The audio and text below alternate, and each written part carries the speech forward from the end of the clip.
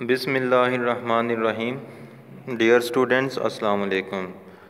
Today we are going to take our lecture number 9 on Mr. Chips chapter number 9 जिसका title है effect of Catherine's death. Chapter number 9 का title जो उन्वान है वो है Catherine की मौत का चिप्स के ऊपर जो असर होता है उसके नाम से है ये। तो इसमें आज हम पढ़ेंगे शॉर्ट क्वेश्चंस और साथ में ईडियम्स पढ़ेंगे। शॉर्ट क्वेश्चंस की तरफ मूव करते हैं। जो शॉर्ट क्वेश्चंस में सबसे पहले वाला क्वेश्चन हमारे पास है उसकी तरफ देखते हैं। What changes did the death of Katherine Bridges bring into Mr Chips. Mr Chips की जो शख्सियत थी उसमें किस तरह की तब्दीलियां आई कैथरीन की वफ़ात के बाद। चेंजेस तब्दीलियों को कहते हैं और ब्रिंग इनटू का मतलब होता है बायस होना, वजह बनना, सबब बनना और ले कर आना। दूसरी statement, what sort of gown dress did mister chips wear after the death of his wife. Mister chips अपनी पत्नी की वफ़ात के बाद किस तरह का लिबास पहना करता था। गाउन कहते हैं ये कमीज़ की तरह, एक चुग्गा इसको हम कह सकते हैं, कुर्ता इसको कह सकते हैं। ये किस तरह का लिबास वगैरह जो है वो ज़ेबतन किया करता था। आंसर है इसका mister chips was 50 years old. Mister chips जो था वो 50 साल बूढ़ा था, यानी कि उसकी उम्र 50 साल थी।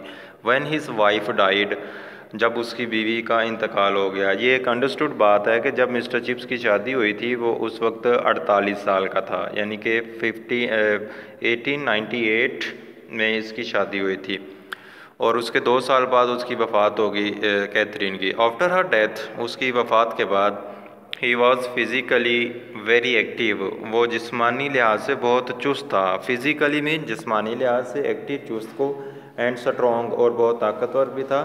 But this shock had broken him inwardly, लेकिन ये जो सदमा उसको पहुंचा था उससे वो अंदर से टूट चुका था। ब्रोकन का मतलब तोड़ देना, इनवर्डली कहते हैं अंदर से।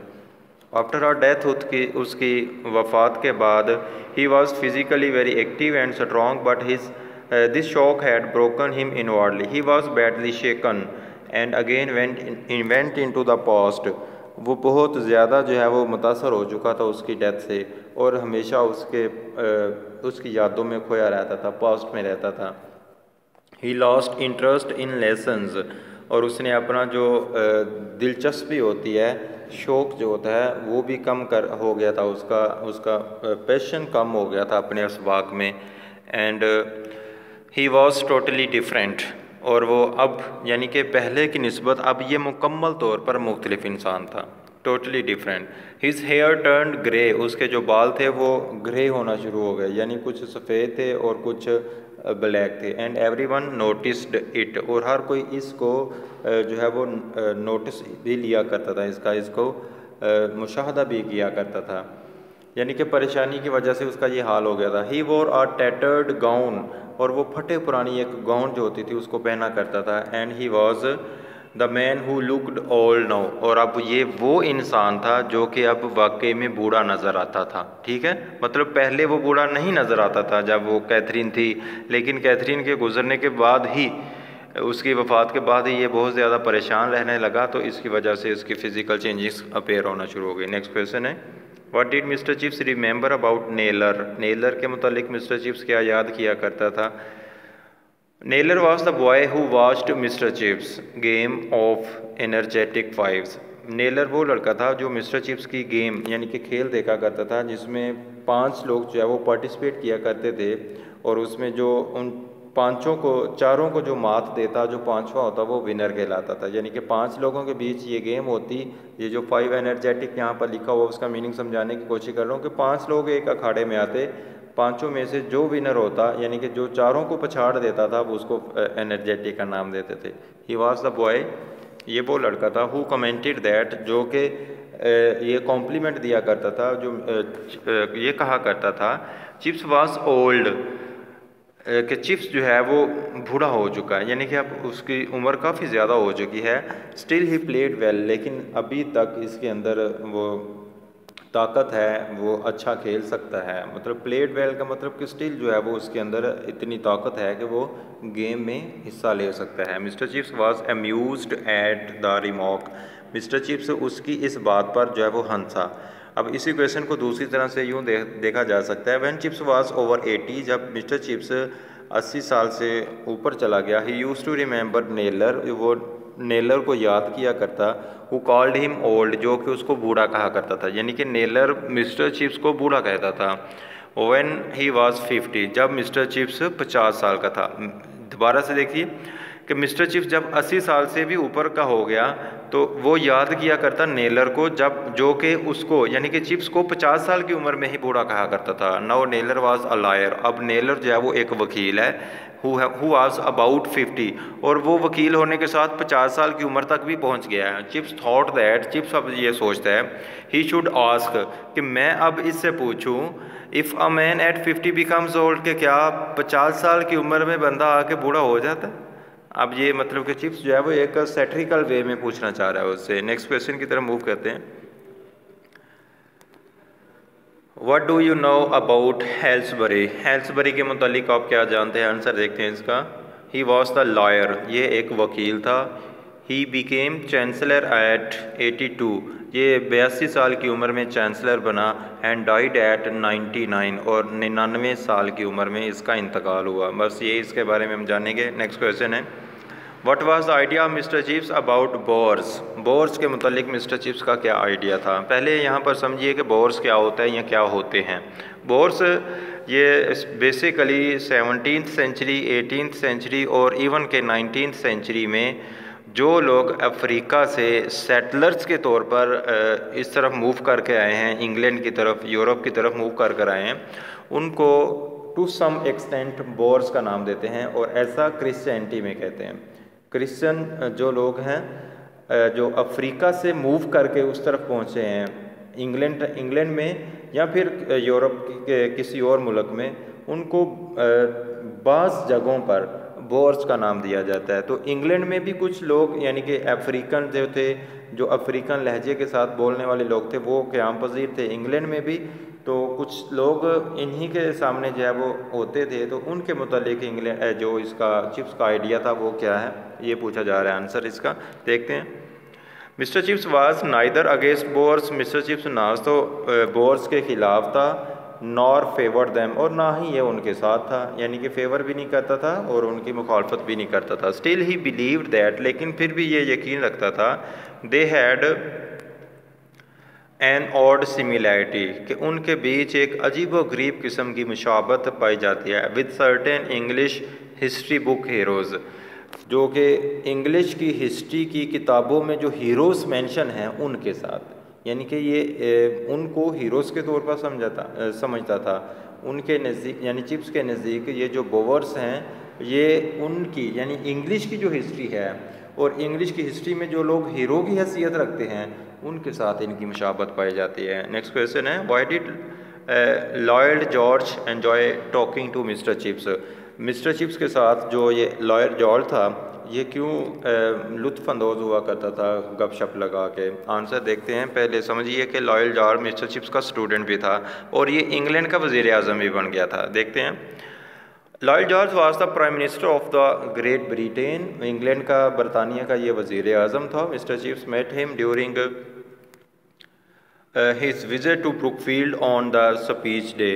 स्पीच डे यानी तकरीर का एक मुकाबले का दिन था, तो उसमें यानी लॉयड जॉर्ज को एक स्पेशल गेस्ट के तौर पर इनवाइट किया गया था। तो मिस्टर चिप्स इससे यानी लॉयड जॉर्ज से उस दिन मिला था, ब्रुकफील्ड में वो आया था।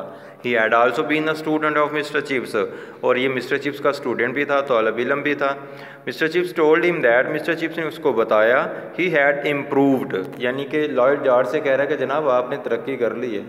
ही हैड इम्प्रूव्ड मतलब कि उसने तरक्की कर ली, दैट इज़, लेकिन he had not impressed him as a young man, लेकिन उसने यानी लॉयड जॉर्ज ने मिस्टर चिप्स को कोई मुतासर नहीं किया एक नौजवान की हैसियत से। जो नौजवान होते हैं उनकी हैसियत से इसने मुझे मुतासर नहीं किया। Lloyd George laughed heartily, Lloyd George जो है वो बड़ा खुश हुआ। हार्टिली का मतलब खुल खिला के हंसा। And talk to him more than to anyone else, और मिस्टर चिप्स से दूसरों की निस्बत ज़्यादा बात की। ये थे इसके शॉर्ट क्वेश्चंस जो हमारा चैप्टर नंबर 9 था। नेक्स्ट हम अपने दूसरे पोर्शन की तरफ मूव करते हैं जो है ईडियम्स पर मुश्तमिल है। ईडियम नंबर 1 हमारे पास लिखा हुआ है जनाब, अ मैन ऑफ हिज वर्ड्स, अपनी बात पर पक्का रहने वाला, अपने लफ्ज़ों के ऊपर डट जाने वाला इंसान, उसको कहते हैं अ man of his words. A person who keeps his promises, एक ऐसा बंदा जो अपने वादे पर पूरा उतरता है, अ मैन ऑफ वर्ड्स कहलाता है।